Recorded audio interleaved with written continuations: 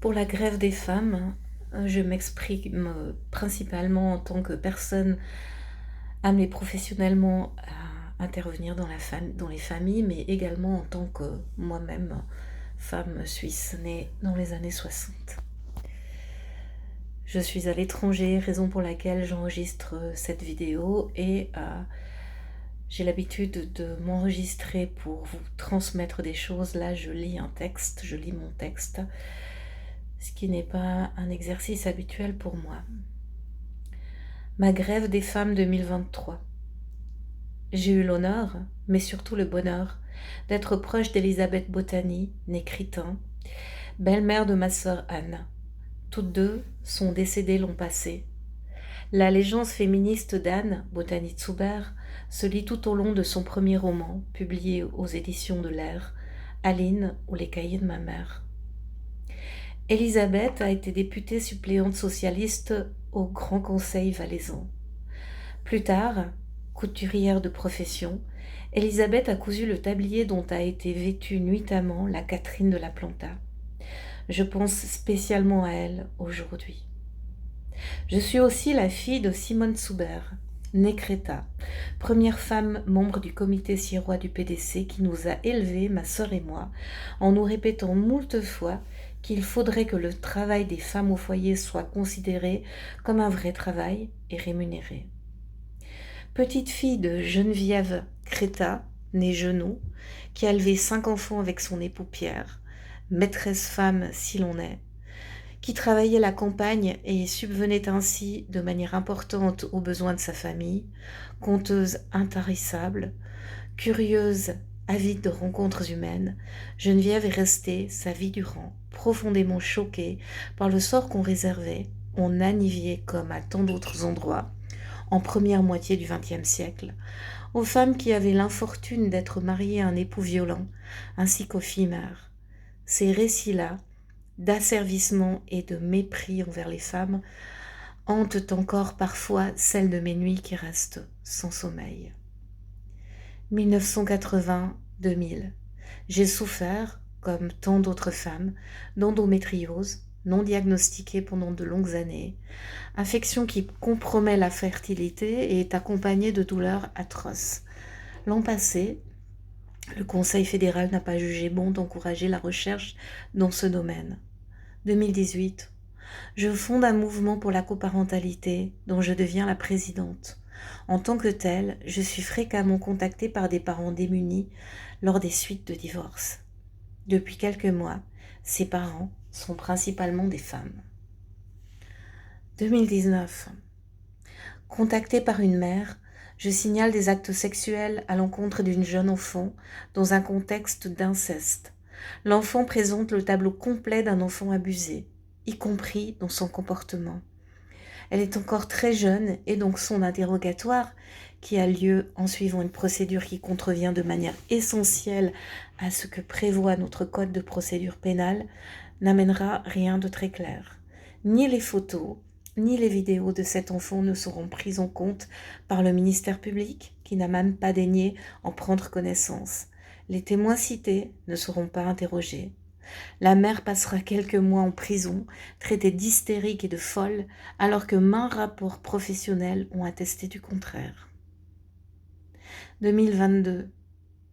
Une jeune femme meurt sous les coups de couteau de son fils adolescent, souffrant de graves troubles psychiques. Comment est-il possible que cette mère n'ait jamais trouvé l'aide dont son fils, depuis son plus jeune âge, avait besoin ?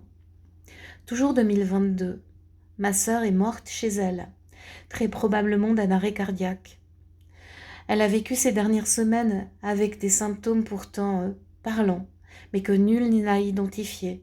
Les symptômes annonciateurs d'infarctus sont différents chez les femmes et chez les hommes. Ceux touchant les femmes sont moins connus et moins pris en compte. Janvier 2023. Notre mouvement de coparentalité reçoit des demandes d'aide de mères démunies, les unes après les autres. Le tableau est toujours le même. Ces femmes sont déclarées cupides et demandant trop d'argent pour la pension de leurs enfants. Le père suggère que leurs compétences parentales seraient insuffisantes.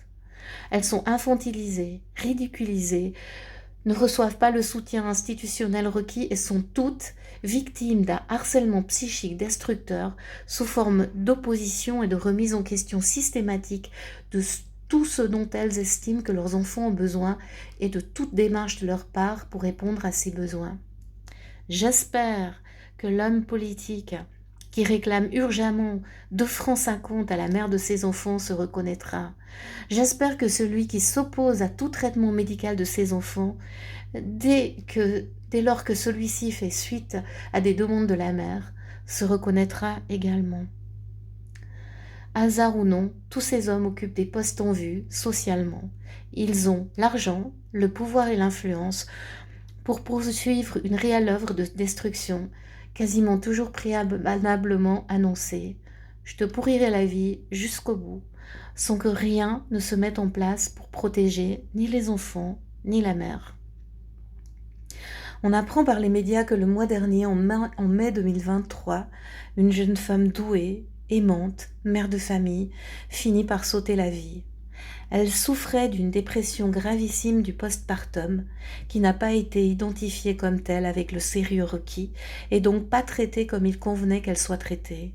Apparemment, en 2023 encore, certains, y compris des professionnels, banalisent cette affection qui ne touche que les femmes. Elle s'appelle Anna, Priska, Fabienne, Carole, Priscilla, Anne, Justine, Émilie, Coralie, et toutes ont été ou sont victimes, d'une manière ou d'une autre, de violence, y compris celle qui est véhiculée par notre société toujours en partie misogyne, non défendue par elles alors qu'elles en font partie. Nous sommes engagées, résilientes, fortes, intellectuellement brillantes. Nous réussissons mieux nos études. Ce sont les statistiques qui le disent. À l'heure actuelle, nous sommes toujours dévalorisés et non reconnus dans nos spécificités par une société dont les dirigeants restent en grande majorité des hommes, prônant des valeurs masculines, très éloignées de celles qui permettent le respect de soi et qui voient les émotions comme enrichissantes plutôt que problématiques. Ce n'est quasiment qu'en adoptant ces valeurs-là, compétitivité, agressivité, insensibilité émotionnelle, qu'une femme pourra être élue ou avancer socialement. Nous sommes déconsidérés et à ce jour encore, nous en mourrons, parfois sous les coups, souvent dans le mépris, régulièrement en difficulté économique et de temps en temps, faute d'intérêt de la médecine pour ceux qui, spécifiquement, nous affectent. La violence particulière qui a lieu à la suite d'un divorce, sous forme de harcèlement spécialement destructeur, n'est pas décelée, pas reconnue et donc pas contrée par les institutions, y compris celles judiciaires. C'est inacceptable, intolérable, funeste. Nous devons prendre un autre chemin, nous lever et agir ensemble. Maintenant, pour une réelle égalité des sexes et en mémoire de ma sœur, Isabelle Wistiner-Zuber.